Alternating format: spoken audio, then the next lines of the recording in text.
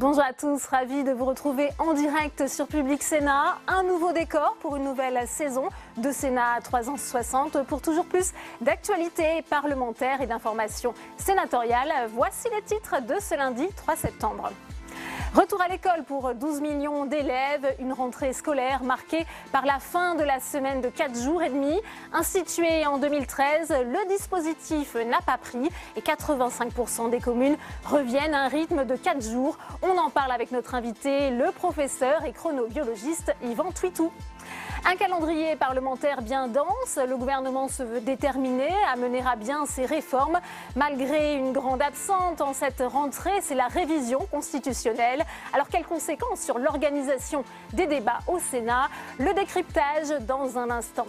Et dans ce contexte, la rentrée politique du gouvernement s'annonce délicate. Le chef de l'État va devoir trancher les deux dossiers épineux du moment, le remplacement de Nicolas Hulot et la mise en place du prélèvement de l'impôt à la source. Les réactions au Sénat sont à suivre. Et je vous rappelle que vous pouvez réagir à tous nos débats sur Twitter avec le hashtag Sénat 360. Pour m'accompagner cet après-midi, on retrouvera en direct de la salle des conférences Saveria Rojek.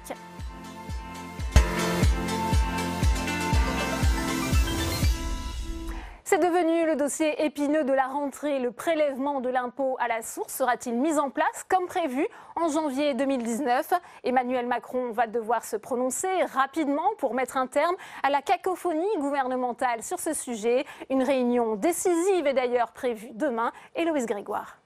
Faut-il maintenir ou repousser le prélèvement à la source? L'exécutif souffle le chaud et le froid. Dimanche, Le Parisien révèle une note alarmiste du ministère des Finances. Pendant la période d'essai du système, une série de bugs a eu lieu.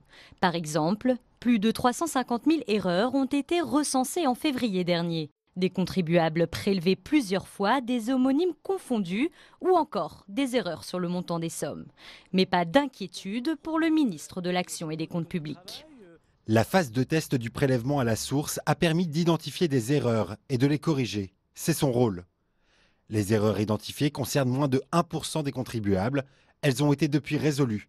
Le dispositif technique fonctionne, il est prêt. Si Gérald Darmanin se dit prêt, Bruno Le Maire, ministre de l'économie, affiche son soutien, mais sous réserve de garanties.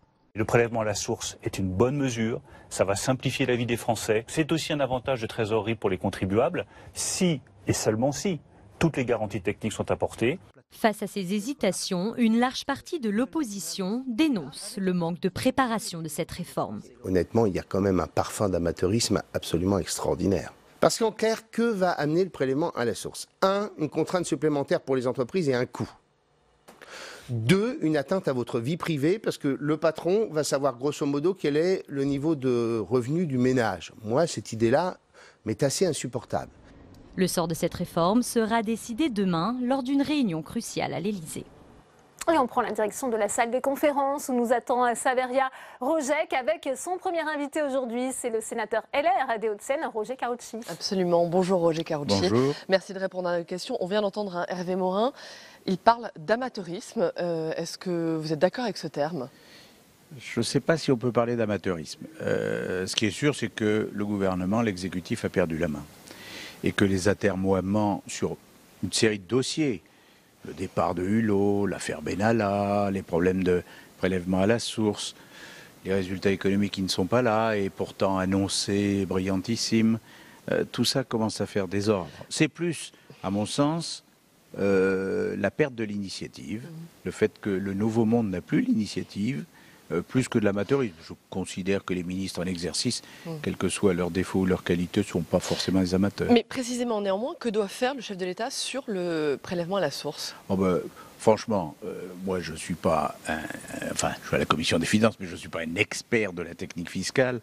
Si j'en crois à la note qui a été diffusée venant de la DGFiP, c'est quand même extrêmement inquiétant, parce que lorsque le ministre du Budget dit « mais ça n'a concerné que 1% chaque mois des contribuables », ça fait 300 000.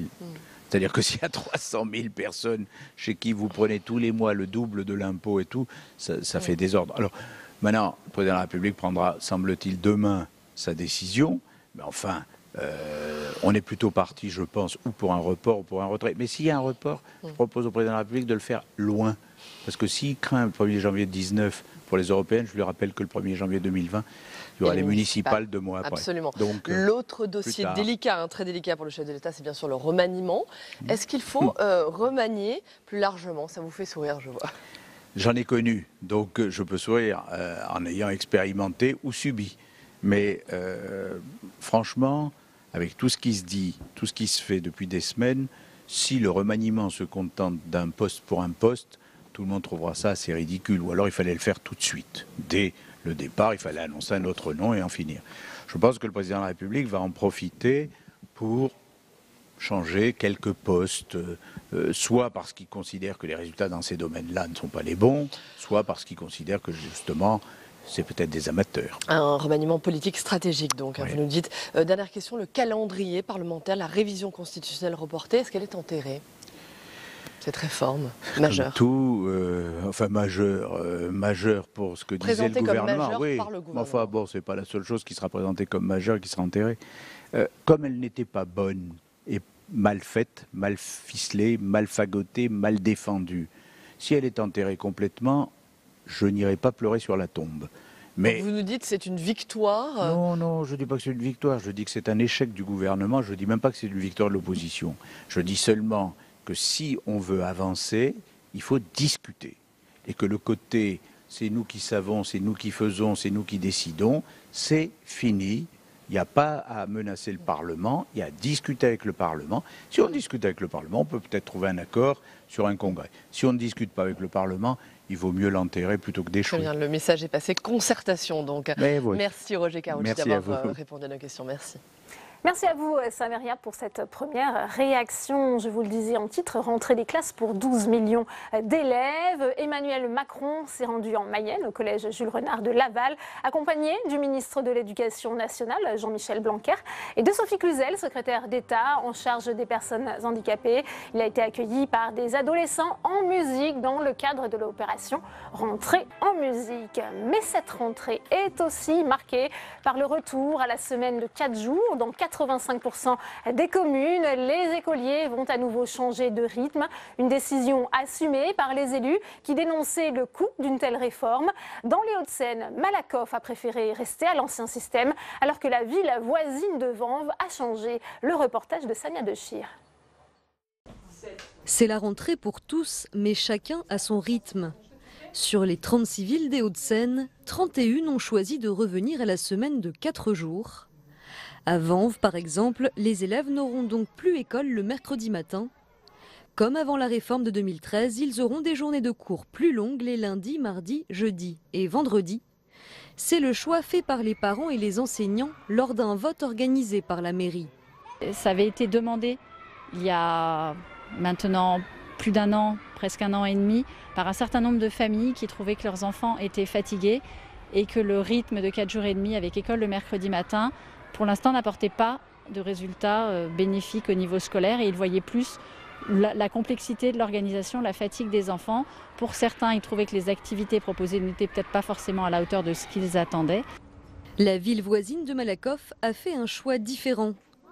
Là aussi, les parents ont été consultés et ils sont plus de 70% à avoir voulu rester à la semaine de 4 jours et demi. Ils continueront donc de conduire leurs enfants en classe tous les matins, du lundi au vendredi. Dans l'intérêt de l'enfant, les parents ont dû choisir ces 4 jours et demi pour rester au même rythme, parce que c'est mieux une matinée pour l'apprentissage et que les activités périscolaires proposées sont de qualité et gratuites. La mairie aussi plébiscitait le maintien de la semaine de 4 jours et demi, malgré le poids financier assumé par la ville de Malakoff. Nous avons mis en place un certain nombre d'activités qui effectivement coûtent de l'argent. On est à hauteur de 250 000 €. Donc effectivement, c'est porté par la ville. Mais c'est aussi un choix parce que nous ne voulions pas que le temps libéré par l'école soit une source supplémentaire d'inégalité pour les familles. Un choix minoritaire. Plus de 80% des écoliers vont revenir à la semaine des 4 jours cette année. Et le professeur Yvan Twitou, chronobiologiste, membre de l'Académie de médecine, est notre invité. Le face-à-face, c'est tout de suite.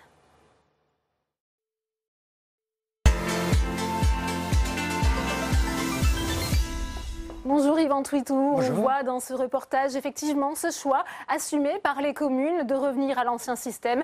Ils préfèrent désormais revenir à une semaine de 4 jours. Alors quel est le bon rythme pour l'enfant?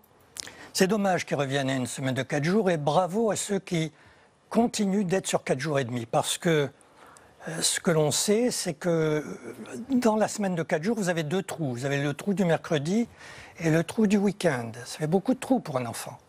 Pourquoi ça fait des trous? Parce que l'enfant est, dans notre jargon, on dit désynchronisé par rapport au jour précédent.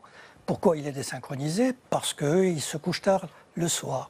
Et lorsqu'il y a le week-end, il se couche tard également 2 soirs de suite. Donc 4 jours et demi, c'est beaucoup mieux que 4 jours. J'ajouterai qu'en tant que chronobiologiste, la demi-journée, si elle était sur le samedi matin, serait beaucoup mieux que la demi-journée sur le mercredi matin. Le matin, c'est l'heure, c'est idéal pour l'apprentissage des enfants? Il y a 2 périodes qui semblent plus fructueuses pour l'enfant dans son apprentissage. C'est le matin, il va progressivement, il arrive fatigué en gros à l'école, quelle que soit la nuit qu'il a passée précédemment. Il va augmenter progressivement ses capacités d'attention et d'apprentissage pendant la matinée jusqu'à 11h, 11h30. Puis il va y avoir un gap, un trou. Et puis il va reprendre ça vers 15h, 16h. À nouveau, il va être en situation d'apprentissage favorable. Est-ce qu'il y a un type de journée idéal finalement pour les enfants? Eh bien, on ne sait pas trop, parce qu'il faudrait... Pour avoir quelque chose d'idéal, il faut comparer les choses. Je vous parle en tant que scientifique. Et donc, ça n'a jamais été fait réellement. Il faudrait prendre des enfants à peu près identiques, du même âge, du même type de classe, CE1, CE2, ce que vous voulez, et puis de comparer ce qui se fait pas. Actuellement, ce que l'on a, c'est que quelque chose qui semble correct, et c'est la semaine qui pose problème. Cette semaine de 4 jours, c'est véritablement néfaste, comme l'a dit le rapport de l'Académie de médecine, dont j'ai eu l'honneur d'être le rapporteur. C'est néfaste pour la santé de l'enfant. Dans toute cette affaire, les parents, les enseignants sont d'accord, ils sont contents, ils mettent leur enfant et ils ont des trous eux aussi qu'ils demandent finalement. Ils demandent ces trous.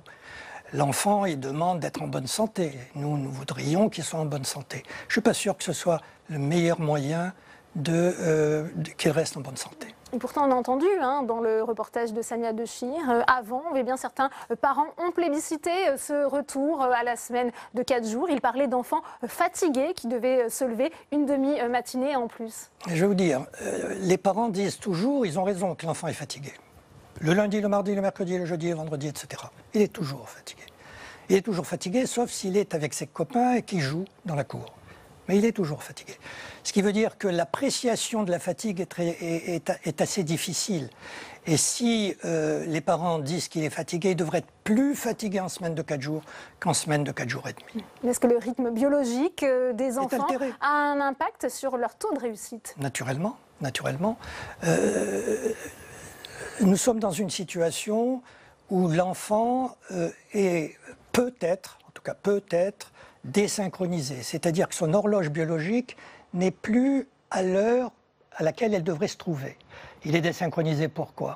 Parce que pour l'essentiel, il se couche tard la nuit. Donc il y a un rôle, naturellement, il y a l'école, mais il y a un rôle fondamental des parents. Je ne suis pas sûr que certains d'entre eux fassent ou jouent ce rôle comme il faut. Je ne suis pas sûr. Donc pour les parents qui nous écoutent, il faut coucher son enfant à heure fixe, est-ce que vous dites? Au moins à heure fixe, lever à heure fixe, et pas tard. Donc naturellement... Qu'est-ce que ça veut dire pas tard pour un enfant? Ça dépend de l'âge. Ça dépend de l'âge. Il y a des petits dormeurs, il y a des gros dormeurs. Donc il faut tenir compte de tout cela. Ce serait aberrant, par exemple, qu'un enfant de 8 ans aille se coucher à 22 heures, je trouve. Est-ce que les journées aussi d'école en France sont trop longues? Elles sont considérées comme longues. Elles sont considérées comme longues par rapport à nos amis de l'Europe. Elles sont longues, l'année est courte, beaucoup de vacances, et par conséquent, voilà, on est dans un système... C'est assez étonnant parce qu'on parle de ces rythmes depuis 30 ou 40 ans. Et on n'est pas foutu d'arrêter une fois pour toutes ce qui devrait être fait. Je suis déçu que le... C'est Emmanuel Macron qui finalement avait choisi aussi de laisser la liberté aux communes de choisir. Oui, mais c'est une position facile. Et je suis déçu que le ministre de l'Éducation nationale et puis rentrer dans cette semaine de 4 jours. Je n'ai pas du tout compris cette histoire. Quant à l'éducation dite nationale, il faudrait l'appeler éducation tout court. Eh bien, merci à vous, Yvan Tritou, d'être venu en direct sur le plateau de Public Sénat. On en vient à présent à l'actualité sénatoriale. Les débats reprendront en séance le 25 septembre prochain et le report de la révision constitutionnelle vient bouleverser un calendrier parlementaire déjà dense, car pour l'exécutif, le cap reste inchangé. Pas question de baisser le rythme des réformes. Adrien Develay. Première échéance, la loi sur l'alimentation Egalim, en discussion dès le 25 septembre. Prévoyant notamment une meilleure rémunération des agriculteurs, la loi est jugée insuffisante par les acteurs. Le deuxième chapitre de la rentrée concernera la loi Elan sur le logement. Adoptée par une large majorité au Sénat en juillet, la commission mixte paritaire se réunira le 19 septembre pour discuter des points de désaccord avec l'Assemblée nationale, notamment les obligations de production de logements sociaux au titre de la loi SRU. Les sénateurs comptent bien trouver un terrain d'entente. Ce sera ensuite au tour du projet de la loi Pacte d'être examiné au Palais du Luxembourg. Avec 70 mesures portant sur les aspects de la vie des PME et leurs salariés, le projet de loi du ministre de l'économie Bruno Le Maire est la priorité du gouvernement. Puis viendront les traditionnelles discussions budgétaires avec le budget de l'année 2019. Le projet de loi de finances devrait être marqué par la suppression de postes de fonctionnaires et une baisse drastique du nombre de contrats aidés. Le gouvernement doit trouver de nouvelles économies pour respecter son engagement de limiter son déficit à 2,3% du PIB en 2019. Et puis, il y a enfin la réforme constitutionnelle. Victime collatérale de l'affaire Benalla, aucune nouvelle date n'a été arrêtée par le gouvernement pour sa présentation. Et on retourne salle des conférences pour une nouvelle réaction avec vous, Saveria Rojac. À vos côtés, c'est le sénateur socialiste de Paris, David Assouline. Bonjour David Assouline, Bonjour. Merci de répondre à nos questions. Rentrée délicate pour le gouvernement, rentrée calendrier parlementaire chargé. La révision constitutionnelle tout d'abord reportée, est-ce qu'elle est enterrée ? Écoutez, tout d'abord, à l'image de cette rentrée, l'état de grâce était fini depuis longtemps, on le savait. Mais là, c'est l'état de crise permanente et je suis très inquiet parce que le pays ne peut pas être gouverné comme cela encore pendant près de 4 ans. C'est grave, l'ensemble de ce qui s'accumule, qui n'efface pas ce qui s'est passé avant, même si médiatiquement, à chaque fois un événement tourne un autre. Mais déjà, le fait que cette volonté présidentielle de réformer la Constitution à marche forcée, etc., ait été reportée, signée pour l'instant, est une crise très importante. Alors bien sûr, il y a eu l'affaire... Comment vous analysez ce recul ? J'analyse que le gouvernement est dans la tourmente et que, à force de ne pas écouter, de mépriser, de penser qu'ils ont raison contre tout le monde, tous les corps intermédiaires, le Parlement, les syndicats, etc., eh bien, à un moment donné, ça déraille. Et ça déraille tout azimut. Il y a eu l'affaire Benalla, bien entendu, ce report. On rentre avec la démission de Nicolas Hulot, qu'il faut apprécier à sa juste valeur. C'est une crise très, très importante. Mais néanmoins, sur le rythme des réformes, sur le calendrier parlementaire, l'exécutif, il dit, le cap est inchangé, pas question de baisser le rythme des réformes. Est-ce que vous pensez que vous pouvez travailler ici sereinement ? Mais très franchement, j'écoute par exemple Laurent Berger, aujourd'hui, qui fait un interview dans Le Monde. Il dit le fait de réformer pour réformer, dégrainer sans arrêt des choses comme cela, sans donner de sens, et notamment le sens important pour moi et pour ceux qui aspirent à une société plus humaine, le progrès social, etc. Non, on réforme pour réformer et on dit que tous les autres sont des conservateurs quand ils ne sont pas d'accord. Or, on voit, y compris sur une réforme qui était longuement préparée, qui a été reportée de l'année dernière à cette année, qui est le prélèvement à la source, eh bien, un couac, ce n'est même plus un couac. À l'époque de Hollande, on aurait dit encore un couac, mais c'est un crash. C'est quelque chose de très grave. Il s'agit du prélèvement de l'impôt. Et les Français ne savent pas, parce qu'on attend que le président demain dise, alors que sur le plan technique, etc., et la direction des finances de ce pays et le ministre en question disent que techniquement tout est prêt. On attend que Sa Majesté dise si il va assumer politiquement. Un mot, David Assouline, sur le remaniement imminent maintenant. Est-ce qu'il faut que le président remanie plus largement plutôt que de remplacer poste à poste Nicolas Hulot ? Je ne vais pas conseiller le président qui n'écouterait pas mes conseils sur ce qu'il devrait faire. En tous les cas, la façon de gouverner, le sens politique des réformes qu'il engage de façon précipitée, décousue, faisant que les parlementaires ne peuvent pas assumer réellement et profondément leur mission qui est de faire la loi de façon posée, de façon profonde, pour en apprécier toutes les conséquences.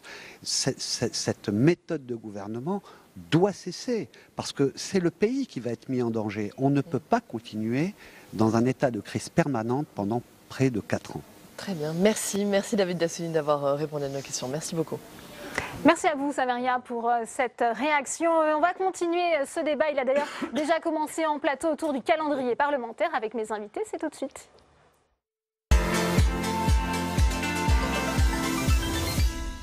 Et j'ai le plaisir d'accueillir sur ce plateau Marie-Noëlle Lienemann. Bonjour, bienvenue à vous. Vice-présidente socialiste du Sénat, par ailleurs sénatrice de Paris. J'accueille également Jannick Halimi. Bonjour, merci d'être avec nous. Vous êtes rédactrice en chef adjointe au service politique du journal Le Parisien. Bienvenue. Philippe Dallier est également sur ce plateau. Vous êtes vice-président LR du Sénat, sénateur de la Seine-Saint-Denis. J'accueille également Nicolas Tenzer. Bonjour, vous êtes politologue, président du Centre d'études et de réflexion pour l'action politique. Et enfin, François Patria. Bonjour, merci d'être avec nous. Vous êtes le président du groupe La République En Marche ici au Sénat, sénateur de la Côte d'Or. On voit cette rentrée politique délicate pour Emmanuel Macron.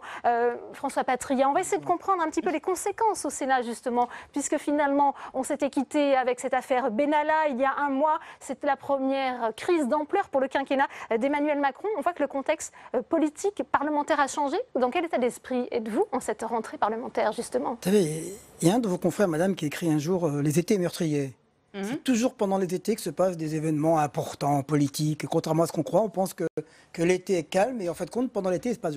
Là, moi, je relativise les événements. Tous ceux qui ont voulu faire de l'affaire Benalla une affaire d'État regardent avec un petit peu de recul aujourd'hui et montrent qu'il s'agit d'un épiphénomène de la vie politique qui ne méritait pas d'être transformé en affaire Dreyfus. Reste maintenant qu'il y a 2 jours pour traiter le dossier important. Il y a le remaniement ministériel, remplaçant ou pas remplacement, je ne sais pas ce qui va se passer.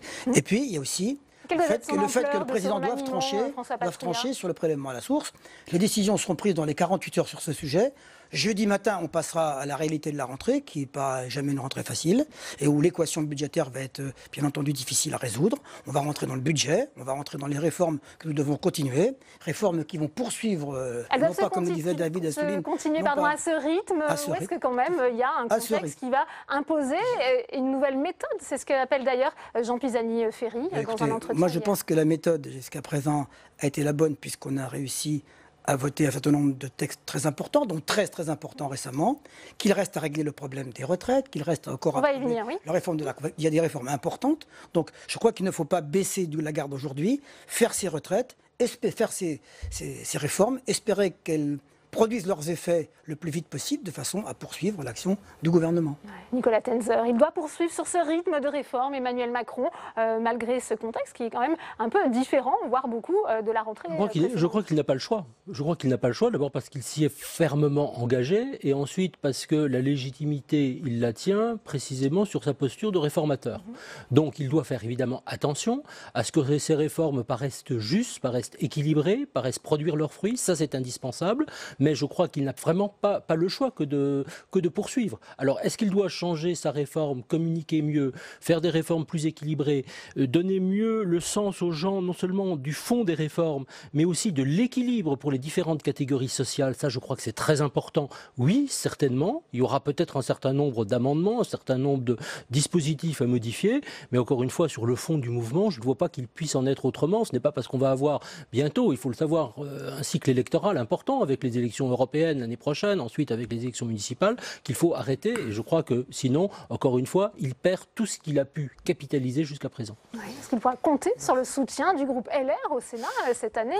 Philippe Dallier, on sait que l'année dernière, certaines réformes ont pu justement être votées grâce aux voix ici de la majorité sénatoriale. Est-ce que ça a changé quand même le contexte depuis justement cet été et les différentes affaires qu'on vient d'évoquer? Jacques Chirac avait l'habitude de dire que les emmerdes volent en escadrille. Je crois qu'on en a eu la démonstration pendant cet été. Mais contrairement à ce qu'a dit François Patriat, moi je crois que l'été restera un marqueur dans le quinquennat. Je pense que l'histoire du Nouveau Monde, ça c'est terminé. Après l'affaire Benalla, et on pourrait reparler de la nomination de Philippe Tesson au consulat à Los Angeles, en ayant changé les règles, tout ça, ça démontre que, franchement, de ce point de vue-là, on était dans l'enfumage. Mais le principal n'est pas là. La question, c'est la politique menée par Emmanuel Macron. Ce qui a changé également durant l'été, c'est que maintenant, on a une croissance qui est en berne. On sait qu'elle ne sera pas au niveau attendu en 2018 et les prévisions pour 2019 sont mauvaises. Le chômage ne baisse pas. Le déficit tel qu'il est prévu dans le projet de budget pour 2019 va augmenter. La dette va continuer à s'accroître. Voilà les questions qui se posent aujourd'hui à la France. Et donc la question n'est pas de savoir à quel rythme il faut réformer, le nombre de réformes et le soutien que le président de la République pourrait obtenir ici ou là. Nous avons effectivement voté un certain nombre de réformes. Mais la question qui se pose, ça n'est pas fini, tout dépendra de ce qu'on va nous présenter. Mais en tous les cas, à plus d'un an d'élection d'Emmanuel Macron, on peut faire un premier bilan.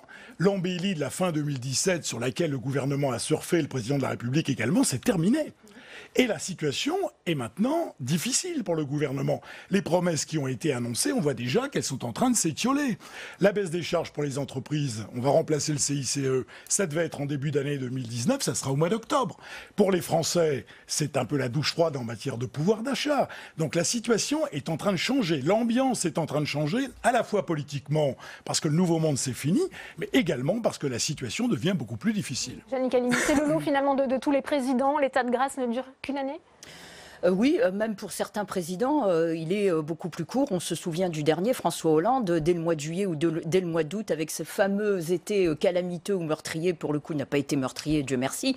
Vous vous souvenez de l'été 2012 et la cote de popularité de François Hollande n'a pas véritablement redécollé. Donc les états de grâce peuvent être beaucoup plus courts. On peut dire que même si ce n'est pas un état de grâce qui a duré un an, parce qu'on a la mémoire courte, Emmanuel Macron, le gouvernement a quand même subi pas mal de bandéries de la part d'un peu tout le monde, l'opinion publique. Sa cote de popularité baisse depuis un certain temps. L'opposition quand même donne de la voix depuis plusieurs mois, même une opposition de gauche, notamment à l'occasion d'une réforme comme celle de la SNCF, celle de droite notamment depuis l'affaire Benalla. Donc je pense que l'état de grâce a été quand même relativement plus long pour Emmanuel Macron que pour d'autres. Mais là où je dirais, pour résumer enfin un propos liminaire, le problème pour Emmanuel Macron, c'est que au bout d'un an et les affaires, on peut dire les 3 points sur lesquels il voulait peut-être se singulariser, sans parler de macronisme, et par rapport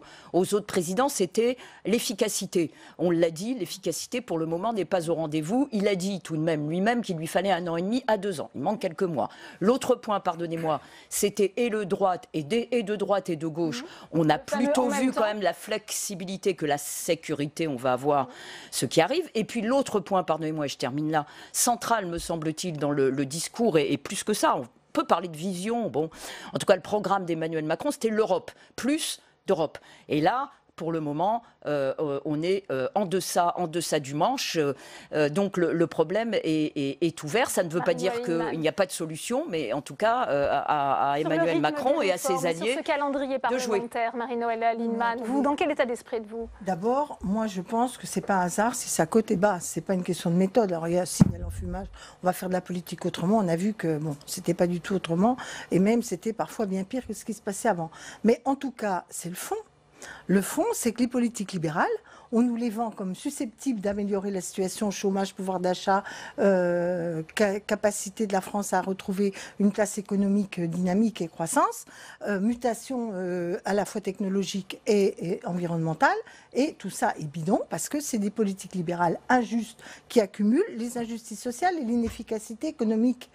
Et là, c'est particulièrement frappant parce que non seulement toute l'Europe va pas bien à cause des politiques européennes qui sont menées, mais alors nous, la France particulièrement, voilà, bien la France particulièrement.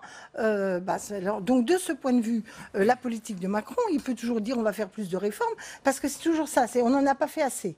Il faut encore être plus libéral, encore plus dérégulé. Là, il y a des études du FMI qui montrent que plus on dérégule. Il a été élu aussi sur cette promesse. Oui, mais il a été élu avec 24%. Attendez, 30 secondes. Il a fait 24% au premier tour sur ça.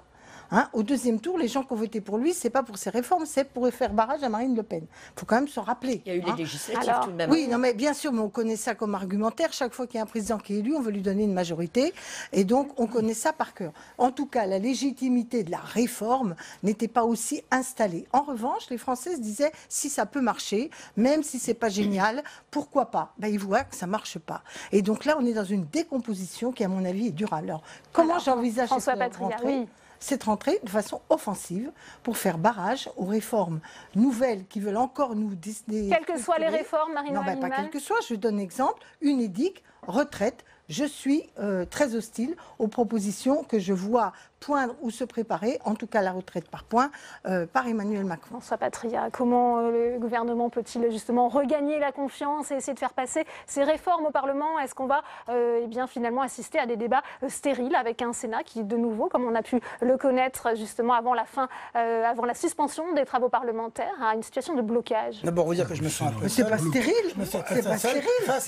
Face à ce déchaînement d'espérance de voir échouer Emmanuel Macron.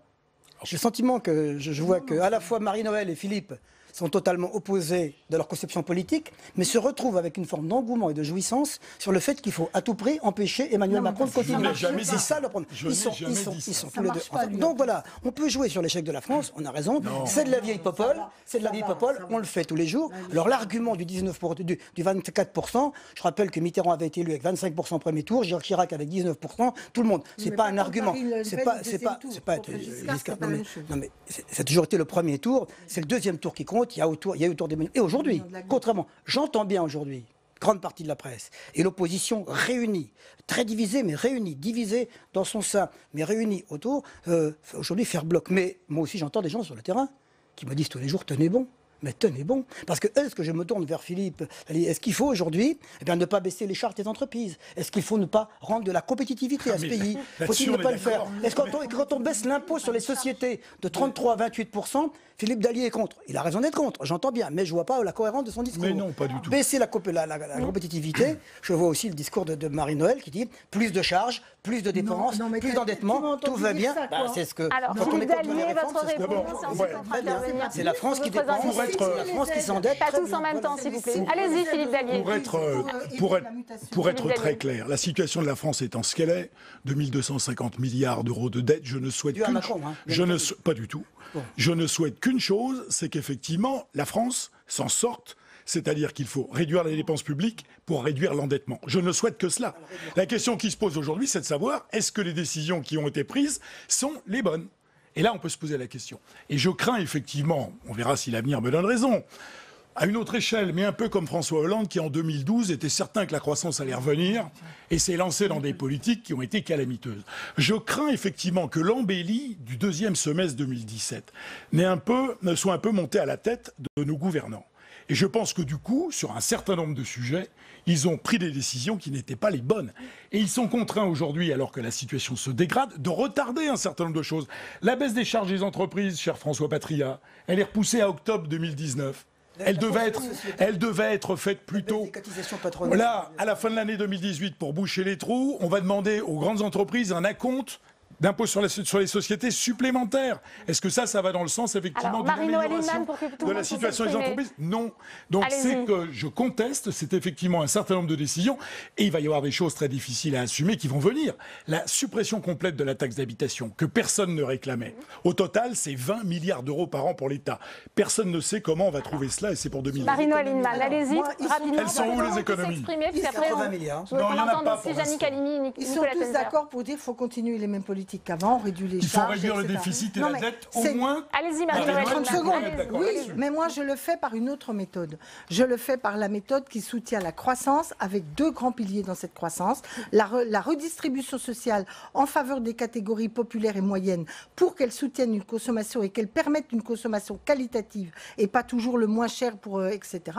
Et deuxièmement, je suis pour des investissements qui modernisent le pays, que ce soit les investissements dans les entreprises ou les investissements d'investissement d'infrastructures. Ça veut dire que, par exemple, requalifier les aides aux entreprises en les ciblant et en les conditionnant pour être sûr qu'on ne gaspille pas de l'argent dont on a bien besoin par ailleurs et qui par ailleurs creuse des trous dans le déficit, pour aider, par exemple, ce que j'observe, c'est que tout le monde analyse que nous n'avons pas des politiques industrielles et c'est pas une question de baisse de salaire ou de charge, parce que nos salaires sont souvent moins chers, mais on n'a pas les créneaux, parce qu'on n'a pas fait les modernisations qui s'imposent. Donc c'est une autre politique, redistribution, investissement. Et c'est cela que les Français commencent à se voir, c'est que le toujours plus, toujours serrer les ceintures des pauvres, toujours réduire les déficits. Alors on a vu un petit peu cette rentrée économique qui s'annonce compliquée, mais il y a aussi François Patria.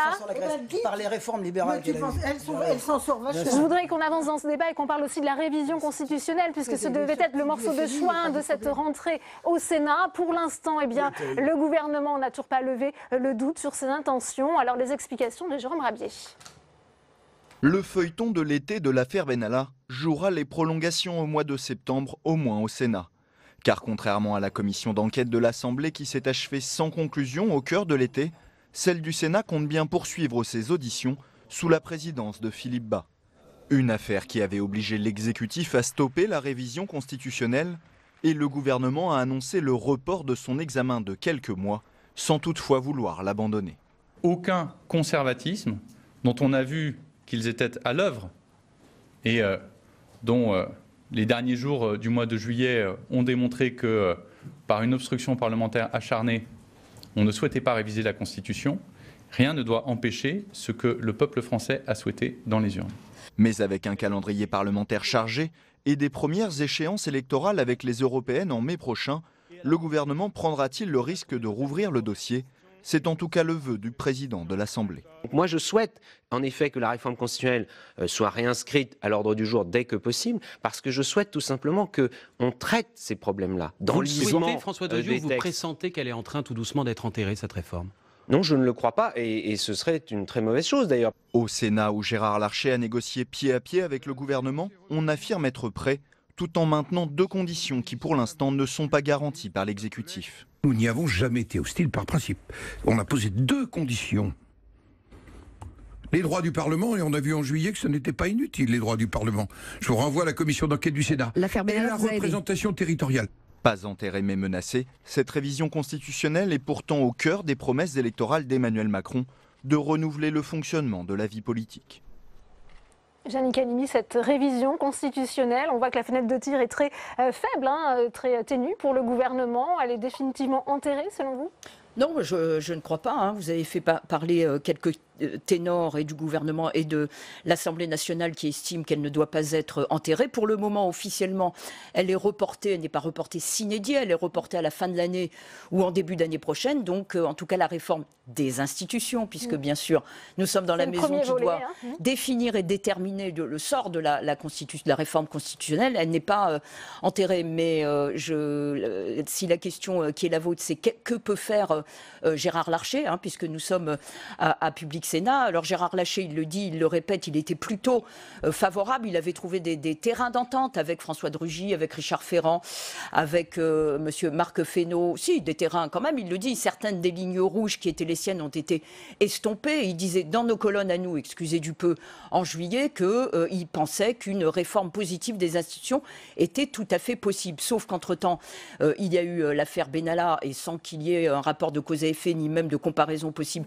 le climat politique s'est alourdi. L'affaire Benalla, l'affaire Hulot, l'affaire Nyssen, les incertitudes, la confusion sur le prélèvement à la source. Bref, est-ce que Gérard Larcher va pouvoir tenir, si je puis dire, les oppositions qu'il incarne, tout de même notamment au Sénat, celles des centristes et surtout des Républicains, incarnées notamment par Bruno Retailleau et par Philippe Bas. Est-ce qu'il va pouvoir faire en sorte de calmer leur opposition? Est-ce qu'il va devoir lui aussi basculer, si je puis dire, dans une opposition vivace, que ce soit sur les institutions ou sur autre chose?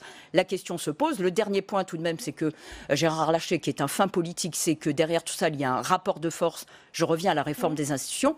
Le rapport de force, c'est que s'il refuse, s'il n'arrive pas, ou s'il lui-même refuse de signer la réforme constitutionnel pour lequel, bien évidemment, le Sénat est indispensable. La République En Marche fait valoir le fait que, la réforme n'est pas enterrée, qu'ils vont bien trouver des créneaux dans l'agenda d'ici la fin de l'année et que, du coup, la réforme des institutions pourrait tout à fait être votée sans du tout l'accord du Sénat, mais dans son jus primitif, c'est-à-dire sans les améliorations, entre guillemets, souhaitées par Gérard Larcher, et là, Gérard Larcher de jouer. Ouais, Nicolas Tenzer, puisqu'on évoquait aussi cette commission d'enquête, Benalla, qui a été suspendue à l'Assemblée nationale, elle va continuer ici au Sénat très prochainement. Est-ce que ce climat, justement, va être propice à mener à bien cette réforme? Mais moi, je pense qu'il faut absolument déconnecter les deux. Je veux dire, il y a effectivement cette commission d'enquête parlementaire qui doit continuer son travail, ça me paraît indispensable. Il n'est pas question qu'il puisse y avoir la moindre entrave à son travail. À l'Assemblée nationale, bien sûr, voilà, mais je pense que ça, c'est indispensable, encore une fois, que ça continue. L'autre chose, c'est la révision constitutionnelle ou la réforme constitutionnelle, parce qu'il n'y a pas que de la Constitution dedans. On ne va pas rentrer là dans les détails, il y a quand même des choses qui ne relèvent pas de la réforme. Voilà, exactement. Donc, ce sont des choses assez différentes. Et là aussi, je veux dire, à partir du moment où c'est une promesse, effectivement, de campagne, qui a eu un engagement, aujourd'hui, sur le plan symbolique, et sans porter le moindre jugement sur le contenu de cette réforme, il paraît inimaginable, là, ce serait un échec, que le président de la République décide de l'abandonner. Maintenant, c'est vrai qu'il y a, je reviens juste une seconde, un point qui a été juste évoqué préalablement. Je crois que pour le président, il est évidemment très important qu'il perçoive bien comment les différentes catégories sociales vont bénéficier ou perdre de toutes les réformes engagées. Et ça, je crois que c'est quelque chose de très important. Il va falloir, je crois, qu'il puisse travailler, que son équipe puisse travailler catégorie par catégorie pour savoir qui perd, qui gagne. Si on prend le bilan redistributif des réformes, avec ce qu'il y a en plus, ce qu'il y a en moins, les différences en termes de cotisation, les évolutions de la CSG, la suppression de la taxe d'habitation, les impôts... Les retraités se sentent beaucoup ciblés. Et ça, je crois que c'est très important. Et cette question qui a été évoquée par nos parlementaires du pouvoir d'achat et de la perception, on sait que c'est le principal risque aujourd'hui du prélèvement à la source tel qu'il est conçu. Non pas la réforme elle-même, la réforme qui paraît raisonnable, d'ailleurs elle est adoptée depuis très longtemps dans de très nombreux pays, mais son effet immédiat. Et son effet immédiat, dans le contexte aujourd'hui, paraît effectivement risqué. Donc on va voir comment le gouvernement va décider. François Patria, sur cette réforme des institutions, son premier volet, on voit que le calendrier parlementaire est très encombré. On va commencer à examiner le budget. Est-ce que vous pensez qu'elle pourra arriver au Sénat avant Noël? Est-ce qu'il va falloir attendre janvier? Est-ce que vous avez une date? D'abord, permettez-moi un instant quand même de revenir sur la poursuite de la commission d'enquête. Moi, j'ai bien le sentiment que le Sénat n'a rien à faire. Parce que vraiment, sur l'affaire Benalla, tout a été dit. Le chef d'État l'a dit lui-même. Alors il y a des zones d'ombre, il y a des zones d'ombre. On nous fait croire qu'il y a des zones d'ombre tous les jours. Est-ce que vous pensez, moi qui fais rencontrer beaucoup de personnes pendant ces 2 mois, je veux dire que quand vous interrogez les Français, le sujet de l'affaire Benalla, ça les saoule. Ça les saoule. Mais pourquoi? Il y a même un rejet parfois de la presse en disant pourquoi on en a fait autant. Donc qu'on continue dessus, on ne va pas l'empêcher, on va continuer. Mais je ne vois pas si vraiment l'urgence au Sénat, dans ces temps où c'est difficile, comme l'évoque Philippe Dallier, c'est vraiment de poursuivre l'enquête. Elle sera poursuivie, on attendra les résultats et on verra. Deuxième chose, c'est que je pense que la réforme... Il y a une procédure judiciaire en plus. Mais bien sûr, bien sûr. Il y a une procédure judiciaire qui suivra son cours. Très bien. Bon, maintenant sur la réforme constitutionnelle, je pense qu'effectivement, moi je pense et je crois que le chef de l'État a envie qu'elle arrive à son terme. On verra bien comment le Sénat. Je ne doute pas de la volonté de Gérard Larcher d'avancer, de trouver des compromis. Mais je sais que dans le même temps, il a en face de lui des gens dans son propre mouvement qui ne sont pas du tout prêts à faire ce cadeau au chef de l'État. Je crois qu'il y a les députés républicains qui sont farouchement hostiles à la proportionnelle, qui sont vent debout et qui ne veulent pas de la réforme non plus. Donc je ne vois pas très bien où va être le compromis sur ce sujet. Ce que je sais, c'est qu'il y a une organique, il y a une loi ordinaire, que de celle-là va dépendre l'avenir des assemblées, du nombre de parlementaires par ailleurs, et que celles-là, elles iront jusqu'au bout. Tout ça prendra sans doute jusqu'au mois de février-mars, je pense. Mais je pense qu'on arrivera au bout. Oui. Philippe Dallier, on arrivera au bout de cette réforme des institutions. Je n'en sais strictement rien, mais comme l'a dit le président du Sénat, Gérard Larcher, il y a des lignes rouges que nous n'accepterons pas de franchir. Voilà. Alors pour les Français, qu'est-ce que c'est que la réforme constitutionnelle? Ils ne rentrent pas dans le détail, constitution, loi organique et loi ordinaire. Pour eux, c'est la réduction du nombre de parlementaires. Point barre. Là-dessus, nous l'avons dit, nous sommes prêts. Des mandats aussi. Oui, dans le temps, ok. 3 mandats de 6 ans. Oui, effectivement, tout ça, ça fait partie des fausses bonnes idées, mais enfin, peu importe. Sur la réduction du nombre de parlementaires, on peut trouver un accord. nous y mettons une condition. Nous souhaitons qu'il reste au moins un député et un sénateur par département et dans le moins de départements possible. Parce qu'il faut se rendre compte de ce que sera le travail de ces parlementaires. Il y a des départements qui sont grands territorialement parlant. Quand vous n'aurez plus que 2 parlementaires, un député, un sénateur, je ne suis pas sûr que ça soit une grande amélioration. Donc nous sommes prêts à discuter, mais il y a un seuil en dessous duquel nous considérons que le travail ne pourra pas être fait efficacement. Et puis, donc là-dessus, on peut tout à fait discuter. Maintenant, il y a un point sur lequel, et l'affaire Benalla, contrairement à ce que dit François Patria, elle aura au moins démontré une chose, bien évidemment. Elle a démontré, cette affaire, combien il est utile et nécessaire dans toute démocratie qu'il existe de réels contre-pouvoirs. Le Sénat joue ce rôle aujourd'hui. On voit comment l'Assemblée a bâclé le travail, comment la majorité de La République En Marche a fermé le banc en disant il n'y a plus rien à voir. Eh bien, le Sénat va continuer à faire le travail. Eh bien, nous verrons bien, au bout du compte, s'il y a des choses à mettre en cause ou pas, notamment dans le fonctionnement du cabinet à l'Élysée. Nous verrons. Mais en tous les cas, le travail doit être fait. Donc, le point sur lequel, effectivement, nous n'accepterons pas de céder, c'est celui de la réduction des pouvoirs du Parlement. Ça veut dire le droit d'amendement, ça veut dire l'agenda du Parlement, et ça veut dire pour le Sénat, la navette parlementaire. Nous n'accepterons pas, effectivement, sur la CMP, de passer par perte et profit. C'est peut-être technique pour les Français, mais tout cela, effectivement, c'est la garantie qui leur est donnée que nous aurons un Parlement qui soit un véritable contre-pouvoir.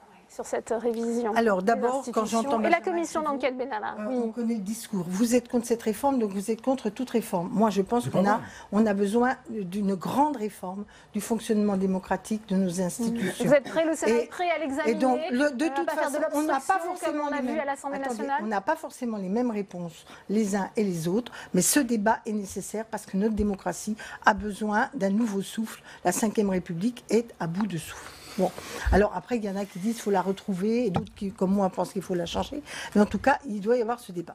Deuxièmement, moi, par contre, à la différence de Philippe Dallier, je ne vois pas dans le nombre de parlementaires la question centrale du dysfonctionnement de nos institutions. Alors, je sais bien que comme c'était dans le programme de Fillon, personne n'ose dire que c'est démago, tout le monde dit il y a moins de députés, ça coûtera moins cher. On dit ah non, c'est pas grave, ils auront plus d'attachés. Vous pensez le progrès, hein. On a plus de personnel autour des députés plutôt que d'avoir des députés de terrain. Moi, je suis pour que notre régime bascule le maximum vers un régime parlementaire. Comme Jean-Luc Mélenchon. Mais comme la sixième mais comme le Parti socialiste aussi, d'ailleurs, je vous ferai remarquer, puisque nous avons toujours délibéré dans tous nos textes pour une 6e République, pour une République plus parlementaire.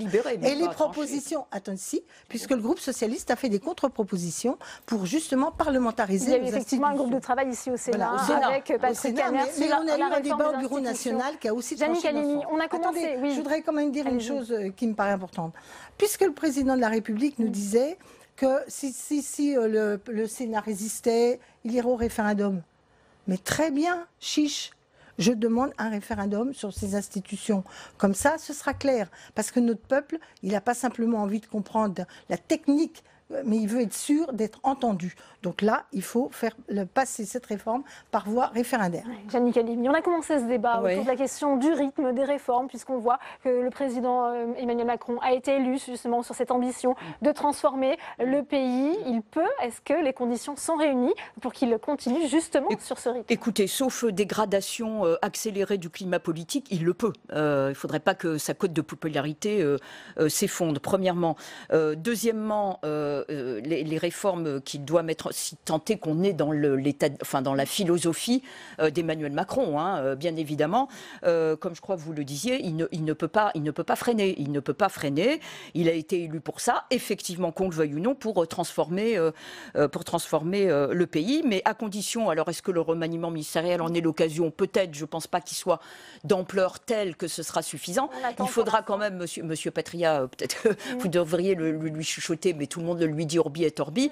Il faut quand même qu'il donne un sens à ces réformes, parce que les dernières, même celle, le statut de la SNCF qui a quand même été voté, on ne voyait pas trop bien finalement quel était le lien entre la réforme du statut et la lutte contre le chômage, qui est quand même la valeur cardinale vers laquelle, je crois, tous tout de même vous tendez. Donc donner un sens et donner effectivement la deuxième coloration à ce fameux en même temps, qui est la sécurité, donc plus de social. Il n'aime pas qu'on parle de gauche. On attend attend le plan pauvreté, on attend de voir ce que c'est que la santé. Donc il a, sans peut-être tomber, entre guillemets, c'est pas du tout péjoratif, infléchir vers plus de redistribution, puisqu'Emmanuel Macron est contre ça. Il faudra tout de même qu'il s'oriente vers ce style-là de réforme. Les Gaulois réfractaires, ils vont devoir s'y faire à ce rythme des réformes. Je pense qu'ils vont nécessairement devoir s'y faire. D'ailleurs, ils s'y font déjà. Mais encore une fois, le vrai sujet, c'est qu'est-ce qu'il y a derrière. Et à la fin des temps, qu'est-ce qu'ils vont avoir? Est-ce qu'il va y avoir moins de chômage, mais de manière visible, durable? Ça, c'est vraiment l'enjeu essentiel. Et il sera jugé là-dessus, le président de la République. Deuxièmement, c'est la question du pouvoir d'achat. Qu'est-ce que les Français vont avoir à la fin du mois dans leur portefeuille? Et je crois que ça, c'est un point très important. Troisièmement, est-ce qu'ils auront le sentiment que le gouvernement agit avec justice, de manière impartiale? Et je crois que ça aussi, c'est quelque chose d'absolument fondamental dans la perception d'Emmanuel Macron. Alors là, il y a un risque. Le risque, encore une fois, c'est l'année prochaine. Il est vrai que s'il y a des élections européennes qui, disons, ne donnent pas les résultats espérés au président de la République, et malheureusement, on sait que les élections européennes sont plutôt des élections sanctions, il peut y avoir un effet en contre-coup sur la perception de sa popularité et de sa légitimité. Et ça, c'est un risque majeur. Donc, il doit absolument y répondre dès aujourd'hui. Bien, merci Nicolas Tenzer, merci Philippe Dallier, merci à vous Yannick Halimi, merci François Patria, merci Marie-Noëlle Lienemann d'avoir été les premiers invités pour cette nouvelle saison de Sénat 360. Comme tous les lundis, c'est d'ailleurs l'heure de votre rendez-vous sénateur à domicile. Aujourd'hui, nous allons dans le Tarn, c'est la terre d'élection de Philippe Bonnecarrère. L'élu centriste se bat pour une représentation efficace des territoires au sein de nouvelles intercommunalités, comme nous l'explique Fabien Recker, reportage. Cambounet, dans le Tarn. Sur le tracé de la future autoroute reliant Castres à Toulouse, ce terrain accueillera un péage et des activités économiques. La perte de ces terres agricoles a été compensée. Nous avons maintenu tous les autres terrains qui sont un peu plus loin, de part et d'autre de la départementale, en zone agricole.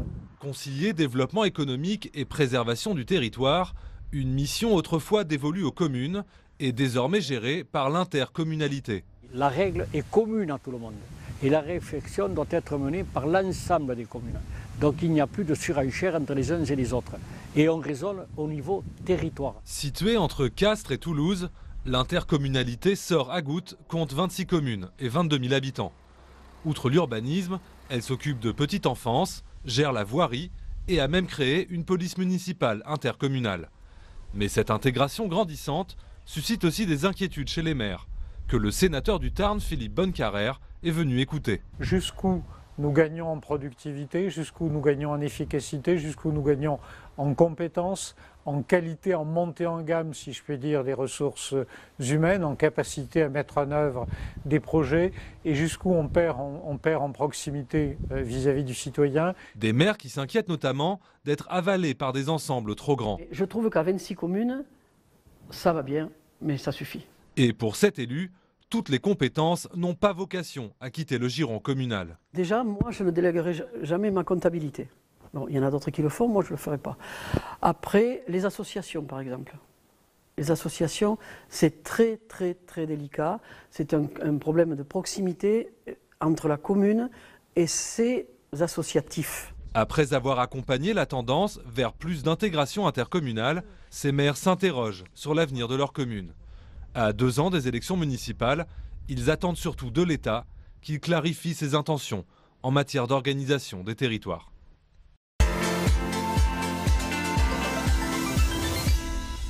Bonjour Philippe Bonnecarrère, merci d'être sur ce plateau. On le voit, le regroupement des communes à travers ces nouvelles intercommunalités, c'est le nouveau visage, le nouveau maillage territorial, notamment dans votre département. L'union fait la force ?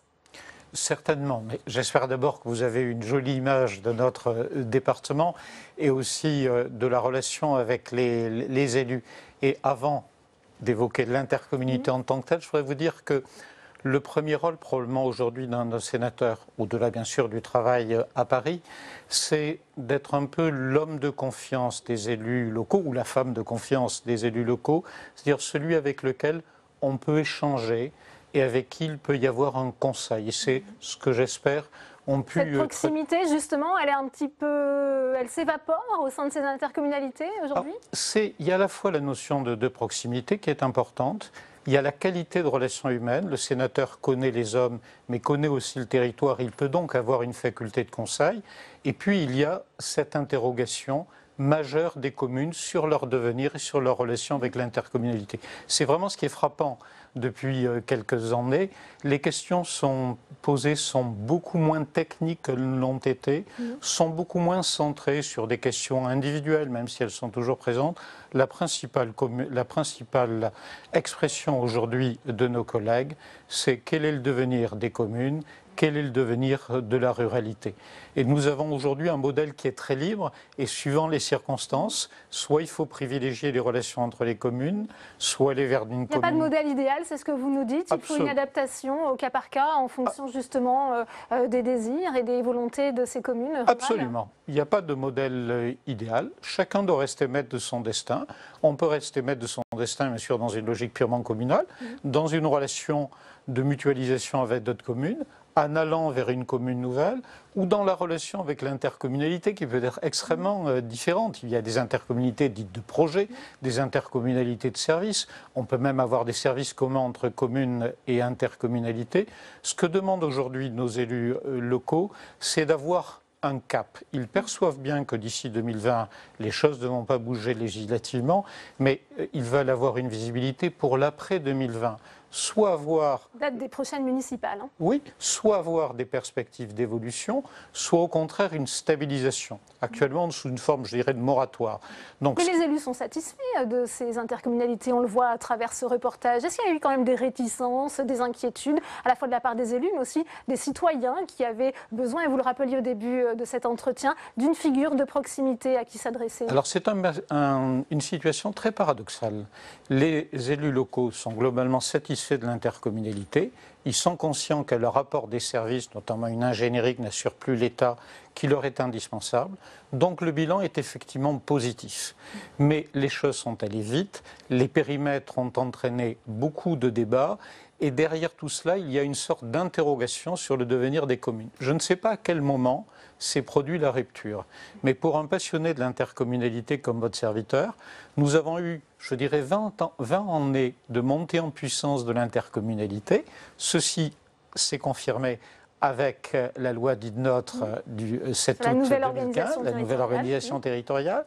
Mais à un moment donné, que nous avons du mal à apprécier, à dater, il y a eu une sorte de rupture et, dans l'approche des maires, et après tout en reconnaissant l'intérêt technique de l'intercommunalité, il y a aujourd'hui une réserve sur comment se positionnent aujourd'hui les communes. Et je pense que la réponse, comme vous l'avez indiqué, elle est forcément individualisée, et c'est un petit peu notre rôle de conseil, et puis elle va beaucoup passer par le cap qui sera donné sur l'aspect national, soit une orientation différente, soit ce que j'espère, une stabilisation du modèle actuel. Oui, on sait qu'il y a ce débat autour de la contractualisation. Oui. On sait que la région Occitanie avait refusé de signer ce contrat, justement, qui doit permettre de mieux gérer la hausse des dépenses publiques par les collectivités. Où est-ce qu'on en est justement dans le département ? Alors, le département du Tarn, à ma connaissance, a effectivement décidé de contractualiser,